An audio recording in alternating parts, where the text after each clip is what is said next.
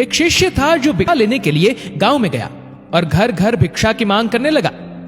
भिक्षाम देही, भिक्षाम देही। भीतर से जोर से दरवाजा खुला और एक बड़ी बड़ी दाढ़ी वाला तांत्रिक बाहर निकला और चिल्लाते हुए बोला, मेरे दरवाजे पर आकर किसी और का गुणगान करता है, कौन है यह समर्थ? शिष्य ने गर्व से कहा, मेरे गुरुजी महाराज जो सर्व समर्थ है। तांत्रिक ने सुना तो क्रोध में आकर बोला कि इतना दुस्साहस कि मेरे दरवाजे पर आकर किसी और का गुणगान करता है, तो देखता हूं कितना सामर्थ्य है तेरे गुरु में। मेरा श्राप है कि तू कल का उगता सूरज नहीं देख पाएगा, अर्थात तेरी मृत्यु हो जाएगी। शिष्य ने सुना तो देखता ही रह गया और आसपास के भी गांव वाले कहने लगे कि इस तांत्रिक का दिया हुआ श्राप कभी भी व्यर्थ नहीं जाता। शिष्य उदास चेहरा लिए वापस आश्रम की ओर चल दिया और सोचते सोचते जा रहा था कि आज मेरा अंतिम दिन है, लगता है मेरा समय खत्म हो गया है। आश्रम में जैसे ही पहुंचा, गुरुजी महाराज हंसते हुए बोले, ले आया भिक्षा? बेचारा शिष्य क्या बोले। गुरुदेव हंसते हुए फिर बोले कि भिक्षा ले आया? शिष्य ने कहा, जी गुरुदेव, भिक्षा में अपनी मौत ले आया, और सारी घटना सुना दी और एक कोने में चुपचाप बैठ गया। गुरुदेव बोले, अच्छा चल भोजन कर ले। शिष्य ने कहा, गुरुदेव आप भोजन करने की बात कर रहे हैं और यहां मेरे प्राण सूख रहे हैं। भोजन तो दूर, एक दाना भी मुंह में न जा पाएगा। गुरुदेव बोले, अभी तो पूरी रात बाकी है, अभी से चिंता क्यों कर रहा है? चल ठीक है, जैसी तुम्हारी इच्छा। और यह कहकर गुरुदेव भोजन करने चले गए। फिर सोने की बारी आई, तब गुरुदेव शिष्य को बुलाकर बोले, हमारे चरण दबा दे। शिष्य मायूस होकर बोला, जी गुरुदेव, जो कुछ क्षण बचा है जीवन के, उस क्षण में आपकी सेवा कर ही प्राण त्याग करूं, यही अच्छा होगा। और फिर गुरुदेव के चरण दबाने की सेवा शुरू की। गुरुदेव बोले, चाहे जो भी हो, चरण छोड़कर मत जाना कहीं। शिष्य ने कहा, जी गुरुदेव, कहीं नहीं जाऊंगा।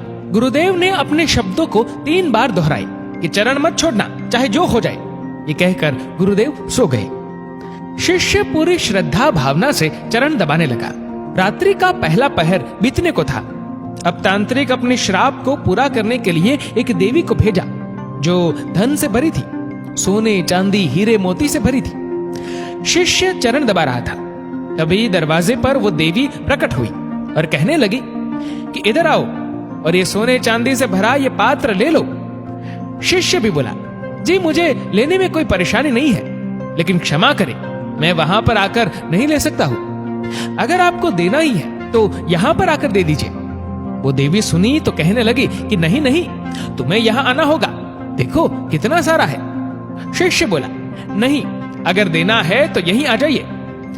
तांत्रिक अपना पहला पासा असफल देख दूसरा पासा फेंका। रात्रि का दूसरा पहर बीतने को था। शिष्य गुरु महाराज जी के चरण दबाने की सेवा कर रहा था। तांत्रिक ने इस बार मारने के लिए उस शिष्य की मां का रूप बनाकर भेजा। शिष्य गुरु के चरण दबा रहा था, तभी दरवाजे पर आवाज आई, बेटा तुम कैसे हो? शिष्य ने अपनी मां को देखा तो सोचने लगा, अच्छा हुआ जो मां के दर्शन हो गए, मरते वक्त मां से भी मिल ले। वो औरत जो मां के रूप धारण की थी बोली, आओ बेटा गले से लगा लो, बहुत दिन हो गए तुमसे मिले।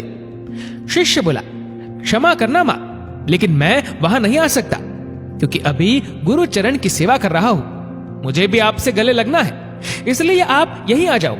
फिर वो औरत देखी कि चाल काम नहीं आ रही है तो चली गई। रात्रि का तीसरा पहर बीता और इस बार तांत्रिक ने यमदूत रूप वाला राक्षस भेजा।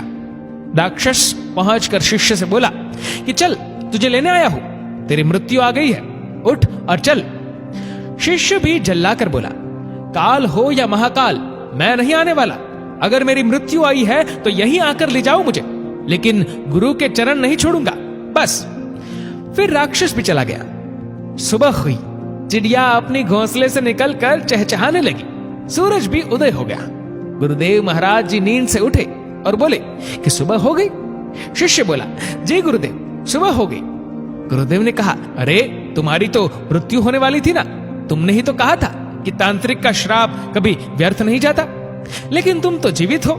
गुरुदेव हंसते हुए बोले। शिष्य भी सोचते हुए बोला, जी गुरुदेव लग तो रहा हूं कि जीवित हूं। फिर सारी घटना याद की रात्रि वाली, फिर समझ में आया कि गुरुदेव ने क्यों कहा था कि चाहे जो भी हो जाए चरण मत छोड़ना। शिष्य गुरुदेव के चरण पकड़कर खूब रोने लगा। बार बार यही कह रहा था, जिसके सर पर आप जैसे गुरु का हाथ हो उसे काल भी कुछ नहीं कर सकता है। गुरु की आज्ञा पर जो शिष्य चलता है उससे तो स्वयं मौत भी आने से एक बार नहीं अनेक बार सोचती है। और जब शिष्य गुरु आज्ञा का उल्लंघन करे तो उसकी रक्षा ईश्वर भी नहीं करता और प्रकृति दंड देने को तत्पर हो उठती है। स्वयं भगवान श्री कृष्ण गुरु की आज्ञा सिर पर ले चले, स्वयं प्रभु राम गुरु की आज्ञा पर चले। सद्गुरु में ही सामर्थ्य है कि वो प्रकृति के नियम को बदल सकते हैं जो ईश्वर भी नहीं बदल सकते हैं, क्योंकि ईश्वर भी प्रकृति के नियम से बंधे होते हैं, लेकिन सद्गुरु नहीं।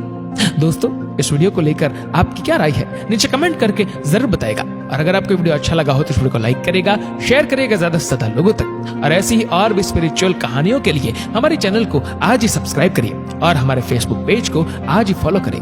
धन्यवाद।